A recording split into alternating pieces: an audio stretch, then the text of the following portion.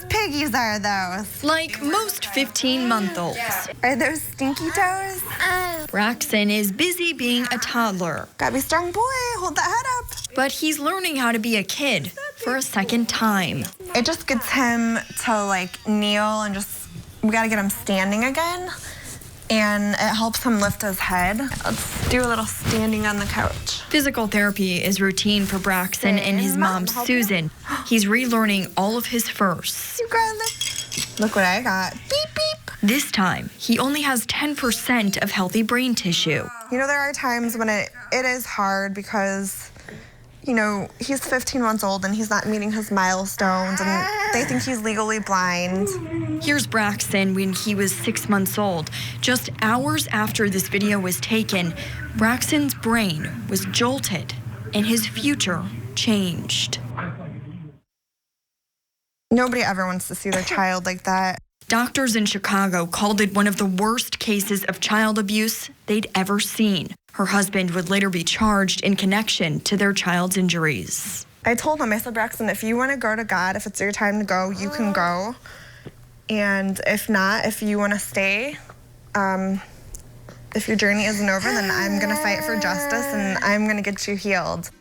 There's a song at the end that him and I sing, and it's fun and perfect for us. Yeah, Bob. All right, turn it up. 'Cause dreams do come true. Nothing if I didn't have you. Austin is almost 19 now, but living at a 5-year-old's level. He's blessed to have the abilities that he does have, you know, given the injuries that he sustained. Austin wasn't a baby when he was shaken. He was 2.5 years old. He was walking, he was talking, he was on the cusp of potty training and things like that, and instantly he was regressed to a newborn infant. Austin spent 2.5 weeks in a coma and 5 months in the hospital. His mother's boyfriend was later convicted of abusing him. Weeks and days leading up to him being released from the hospital to come home to us was, you know, the doctors trying to give us the real version of this is what life's going to be like. How are you? Susan is trying to figure out what Braxton's life will look like too.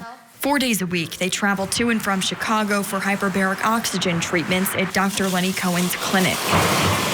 She goes into the pressurized oxygen chamber with her son for the hour-long sessions. We're looking for achieving better motor skills, ability for him to walk, ability for him to swallow at time, those basic rudimentary factors that we take for granted. Is that funny? They're 25 sessions in. Dr. Cohen has noticed changes, like Braxton holding his head up better, but he still has more than 200 costly treatments to go. It's a lifelong battle. You know, we're 9 months post-injury. It still hurts, just like it happened yesterday at times. And those things are things that we never forget, but we just try not to dwell on them. Hello. I love you, buddy. I love to see you. Yeah, I'm glad to see you. You see me every day. Austin's happiness is juxtaposed by hardship. In 16 years, Austin has had nearly 12 orthopedic surgeries. Doctors said there was no prognosis. If he wanted to do something, don't tell him no. Let him try it and fail, or let him try it and succeed, and he'll want to keep doing things. And that's exactly what we did. He's watched dirt bike races, posed with Batman, cheered on his favorite team, and learned how to walk again.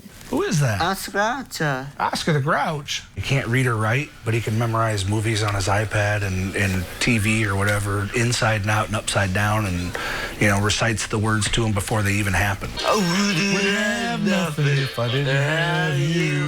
I had nothing if I didn't have you. You're a better singer than I am. There are many degrees of shaken baby syndrome, but it does not include things like bouncing your child on your knee, tossing a baby in the air, or of course if your child falls off furniture. Those can be dangerous, as we know, but will likely not cause abuse-related injuries. And when you think of shaken baby syndrome, it's so preventable. It is, Rick, and that's so key here. Doctors have told me time and time again through doing this story, a crying baby will not die. Leave the baby, come back, call for help, because they said that one moment, as we saw in this story, can make all the difference. Yeah, take that moment to calm yourself. All right, Suzanne, thank you. We'll be right back.